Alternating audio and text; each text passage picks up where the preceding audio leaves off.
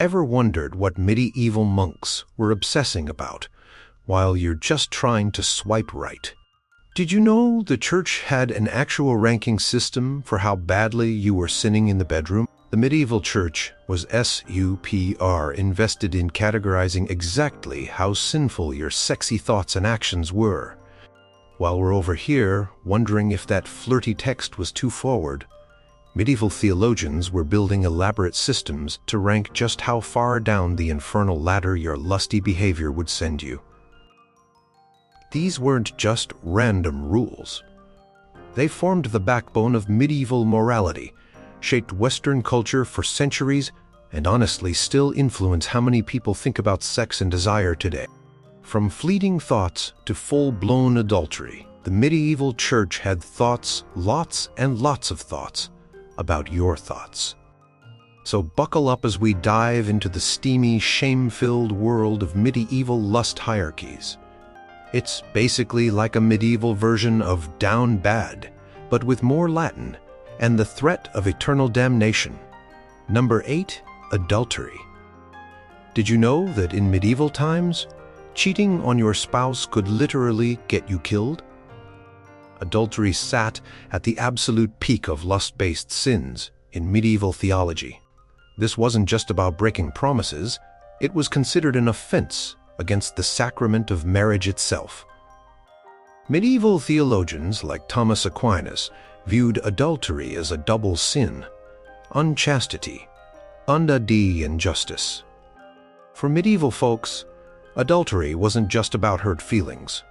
It threatened inheritance rights, family alliances, and could destabilize entire noble houses. When paternity was called into question, it could literally change who inherited castles, lands, and titles. No DNA tests back then. The punishments were no joke either.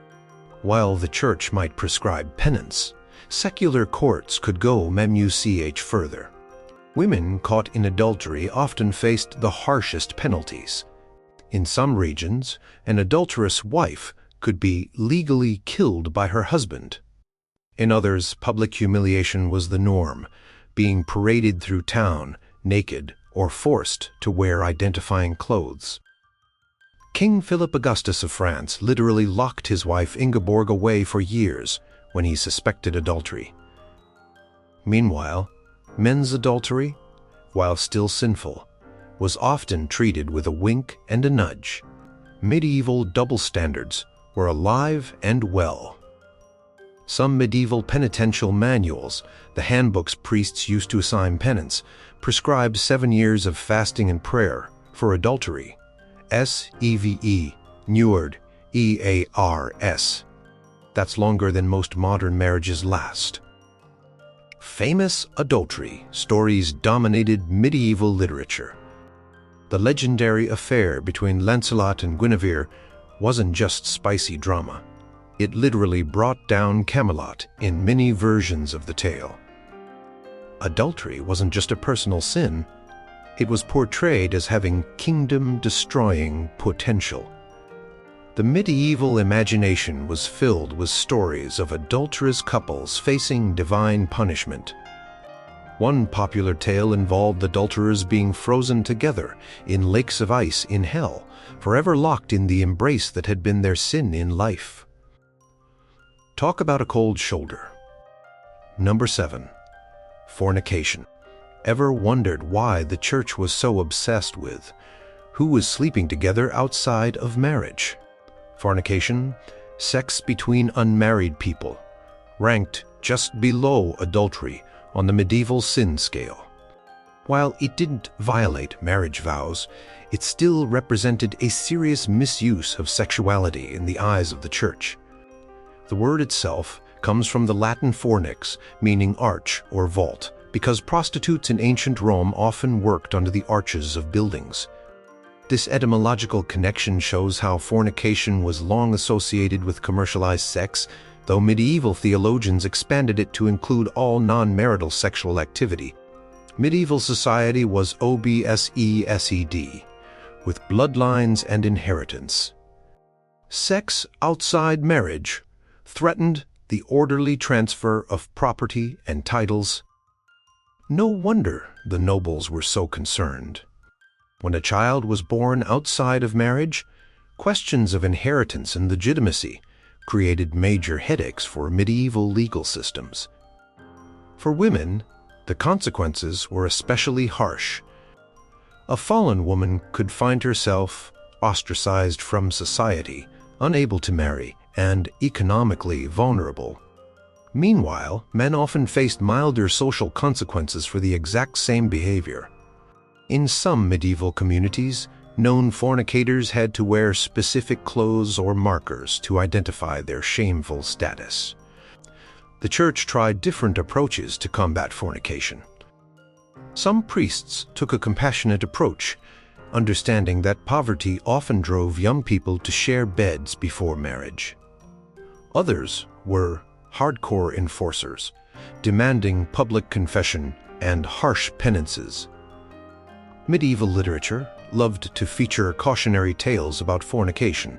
One popular story told of a woman who died while sinning, then appeared as a ghost carrying a burning baby, representing the sin she had died with.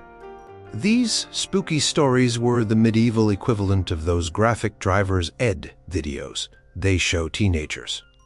Yet, despite these penalties and warnings, court records show that premarital sex remained common throughout the medieval period. In some regions, up to 30% of brides were pregnant at their weddings. The medieval version of a shotgun wedding was apparently pretty common. Some communities even practiced bundling, allowing courting couples to spend the night together in bed, but fully clothed with a board between them or sewn into separate bed sacks. It was a weird medieval compromise between chaperoning and acknowledging human desire. Number 6. Rape and seduction. How could something so violent be ranked below adultery in the hierarchy of sins? Medieval theology had a complicated relationship with sexual violence. While rape was universally condemned as sinful, it was sometimes ranked below adultery because it didn't necessarily involve the consent of both parties to sin. This twisted logic reflected medieval theology's focus on intention rather than harm. Most medieval legal codes did recognize rape as a serious crime. The punishment could be severe, ranging from fines to mutilation and execution. However, proving rape was extraordinarily difficult, requiring things like torn clothing, immediate reporting, and sometimes even witnesses. Many victims had little recourse. Class differences dramatically affected how rape allegations were handled. When peasant women were violated by noblemen, justice was rarely served. Meanwhile, a lower-class man who assaulted a noblewoman could face immediate execution. This wasn't really about protecting women. It was about protecting the property and honor interests of powerful men. Seduction, using trickery or persuasion rather than force, occupied a gray area in medieval moral thinking. Using false promises of marriage to obtain sexual consent was considered deeply sinful, sometimes approaching the severity of rape itself. Medieval literature is full of scenes modern readers would identify as rape, but which weren't necessarily labeled that way at the time. Ovid's seduction techniques, popular reading among medieval ET, included what we would now consider coercion and assault. The line between seduction and violation was often blurry in medieval texts. Religious authorities were especially concerned with the violation of virgins and nuns, which they considered spiritual crimes as well as physical ones. Defiling a bride of Christ, a nun, was viewed as a form of sacrilege that damaged the woman's special relationship with God. Noble women who were raped sometimes found themselves forced to marry their attackers to restore honor. This horrifying practice shows how medieval society often prioritized social order over the experiences of victims. Marriage could transform a crime into a socially acceptable relationship, at least in the eyes of society, if not the victim. Victims of rape who became pregnant faced terrible dilemmas, as medieval science had no concept of how conception worked. Many believed pregnancy could only occur if the woman experienced pleasure, leading to the cruel assumption that pregnancy proved consent. This misunderstanding of basic biology caused immeasurable suffering. Number 5. Unnatural vices.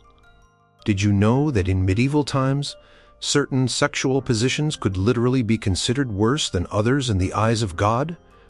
Unnatural vices covered a wide range of sexual activities that medieval theologians considered contrary to nature because they couldn't result in procreation. This category included same-sex relations, oral and anal sex, and even specific sexual positions between married couples. The concept originated with early church fathers like Augustine and was developed further by Thomas Aquinas, who created elaborate taxonomies of sexual sins. The underlying principle was that sex should mirror natural law, meaning it should resemble how animals mate, though awkwardly, many animals actually engage in the behaviors they were condemning. The missionary position actually gets its name from this period, supposedly because missionaries taught it was the only proper position for Christians. Other positions were considered unnatural because they either reduced the likelihood of conception or symbolically disrupted the proper hierarchy between husband and wife. Medieval penitential manuals went into extremely specific detail about these sins. One 11th century manual prescribed 3 years of penance for married couples who practiced rear entry intercourse. Can you imagine having to confess your favorite bedroom positions to your local priest? Same-sex relations faced particularly harsh condemnation.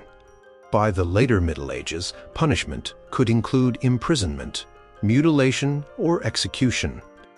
However, enforcement varied dramatically by region and era. Some areas were relatively tolerant in practice, especially before the 13th century, while others were brutally oppressive. Interestingly, medieval theology often treated female same-sex relations differently than male ones. While both were condemned, relationships between women sometimes received less attention and lighter penalties. This wasn't progressive thinking. It stemmed from patriarchal assumptions about the passive nature of female sexuality. Medical texts from the period reveal fascinating and wildly inaccurate theories about why people might desire unnatural acts. Some blamed astrological influences, others pointed to imbalanced bodily humors, and still others suggested demonic influence. Nobody considered that human sexuality might naturally be diverse. Despite harsh prohibitions, court records, and literature suggest these unnatural vices remained common. Medieval people, it turns out, were just as sexually creative as people in any era. The difference was they had to navigate a system that assigned cosmic significance and potential damnation to their bedroom choices. Number 4. Impurity. Ever wondered why touching yourself was considered so terrible that medieval writers couldn't even directly name it? Impurity was the medieval euphemism for masturbation, which theologians sometimes called the sin against oneself, or pollution. It ranked lower than interpersonal sexual sins, but was still considered seriously dangerous to one's soul. Medieval medical beliefs about masturbation were wild by modern standards. Many physicians believed it drained vital energy from the body, potentially causing everything from blindness to insanity. They weren't just being prudish, they genuinely thought it could physically harm you. Religious writers were particularly concerned about masturbation in monasteries and convents. Special architectural features were sometimes designed to prevent privacy, and sleeping arrangements often made private moments difficult. Some monastic rules even required monks to sleep with their hands outside the blankets. For medieval theologians, the problem with masturbation wasn't just the physical act, but the mental fantasies that accompanied it. These fantasies often involved replaying memories of real people or imagining scenarios with them, which theologians argued constituted a kind of violation of those people's dignity. The 7th century Irish penitential of Cumin prescribed fasting periods for masturbation that varied by age: 20 days for boys under 20, 40 days for older youths, and 100 days for adults. The older you got, the more you were expected to control yourself. Confession manuals show that priests struggled with how to ask about this sin without accidentally teaching it to innocent penitents. Some manuals advised against asking direct questions about masturbation to younger confessors, fearing they might introduce the idea. The medical consequences attributed to masturbation were terrifying. One influential medical text claimed it could lead to consumption of the spinal marrow, resulting in physical wasting. Others warned of trembling, poor vision, and premature aging. No wonder medieval people were anxious. Yet, despite these warnings, evidence from confessional records suggests that masturbation remained extremely common. Human nature, it seems, persistently defied even the most threatening theological prohibitions. Number 3. Impure desire. What if I told you that in medieval theology, simply wanting to sin was already a sin itself? Impure desire occupied an important middle position in the hierarchy of lust sins. Even if you never acted on your lustful thoughts, medieval theologians believed you had already sinned merely by entertaining and enjoying those mental fantasies. The concept came straight from Jesus' words in Matthew chapter 5, verse 28. But I tell you that anyone who looks at a woman lustfully has already committed adultery with her in his heart. Medieval theologians took this B-E-R-Y literally, creating elaborate systems to categorize different types of impure thoughts. The influential Pope Gregory the Great developed the idea that sin progresses in stages: suggestion, delight, and consent. The first wasn't sinful, the thought simply appearing, but taking pleasure in the thought, delight, was already considered sinful even before you decided to act on it, consent. Self-reporting of impure desires dominated confessional practice, making it impossible to enforce consistently. How could a confessor know what thoughts had delighted you? This created tremendous anxiety among devout medieval Christians who might spend hours examining their own thoughts for signs of sinful delight. Medieval spiritual writers developed techniques for battling impure desires. These included immediate prayer, visualization of hell's torments, physically moving away from temptation, and in extreme cases, physical mortifications like cold baths or self-flagellation. Monks were particularly inventive in their techniques for controlling unwanted thoughts. For women, the burden could be particularly unfair. Theological writings often portrayed women as temptresses simply by existing, blaming them for provoking impure desires in men. Women were expected to dress modestly and behave demurely to avoid causing others to sin in their thoughts. The impossible standard of mental purity created a psychological environment where many people lived in constant fear of their own minds. Imagine feeling spiritually damaged because you couldn't stop an attractive thought from crossing your consciousness. Some medieval mystics turned this battle against impure desires into a form of spiritual athleticism. They viewed each conquered temptation as a victory that brought them closer to God. What looks like unhealthy repression to modern eyes was for them a form of spiritual discipline they found deeply meaningful. Number 2. Lingering look. Did you know that in medieval times, even your eyeballs could get you in trouble with God? Lingering looks, gazing at someone with desire, represented one of the more minor but still significant sins in the medieval hierarchy of lust. The wandering eye was considered the gateway to deeper forms of lust. Medieval theologians were obsessed with the eyes as the portals through which temptation entered the soul. They drew on biblical passages like Job, chapter 31, verse 1. I made a covenant with my eyes not to look lustfully at a young woman. The gaze wasn't just seeing. It was the first step toward sin. Practical advice on avoiding sinful-looking filled medieval sermon collections. Preachers advised men to keep their eyes downcast when passing attractive women and warned against attending events where revealing clothing or dancing might lead to visual temptation. For those in religious life, the custody of the eyes became a formal spiritual practice. Monks and nuns were trained to control where and how they looked, developing techniques to avoid dangerous gazing that might spark desire. Some monastic rules even prescribed specific angles at which to hold one's head while walking. Medieval art reflects this preoccupation with dangerous looking. Images often show sinful characters with exaggerated bulging eyes or fixed stares, while virtuous figures maintain modest, controlled gazes. These visual cues helped reinforce proper behavior for medieval viewers. The flip side of controlling one's own gaze was avoiding becoming the object of others' lustful looks. Women especially were warned against ornate clothing, makeup, or behaviors that might invite lingering eyes. The responsibility for preventing lust was often placed disproportionately on the potential objects of desire rather than those doing the looking.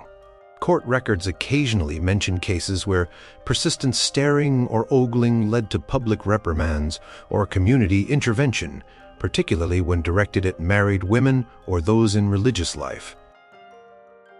The community collectively enforced standards of appropriate looking. Some medieval physicians even believed that intense gazing could physically transmit desire like a contagious disease. They described a process where desire traveled through the eyes as a kind of vapor or spirit that could infect others, a medieval version of vibes. Number 1. Idle thoughts. Can your random daydreams actually condemn your soul? At the very bottom of the medieval hierarchy of lust, sins were idle thoughts, fleeting sexual notions that crossed your mind without invitation. These represented the mildest form of lust, but were still considered worthy of attention and correction. Medieval theologians distinguished between unwanted thoughts that merely appeared in the mind and those that were deliberately entertained. The former weren't considered sinful in themselves. What mattered was how quickly you dismissed them. The battle was all about mental reaction time. Idle thoughts were considered especially dangerous because of their seeming innocence. Medieval spiritual writers warned that what begins as a harmless thought can quickly develop into fantasizing desire and eventually physical sin. They saw idle thoughts as the first step on a slippery slope to damnation. Monks developed elaborate mental techniques for banishing unwanted thoughts. The Desert Fathers, early monastic pioneers, taught methods like immediately replacing lustful ideas with prayers, visualizing the thought as a physical object and mentally throwing it away, or reciting psalms as a form of mental cleansing. The concept created a state of constant self-surveillance for devout medieval Christians. Every random thought became something to scrutinize for potential sinfulness.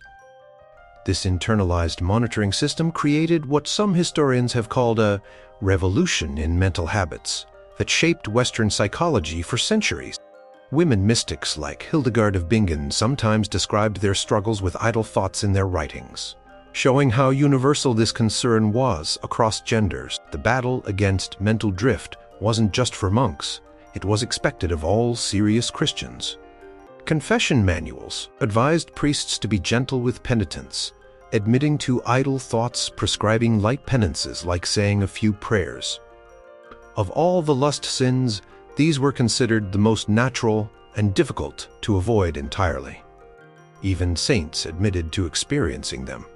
Some medieval thinkers connected idle thoughts to the concept of acedia, a kind of spiritual listlessness that made the mind vulnerable to wandering.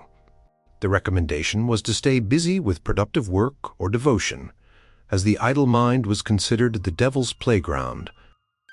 Could a hierarchy of sins created centuries ago still be influencing how you think about desire today?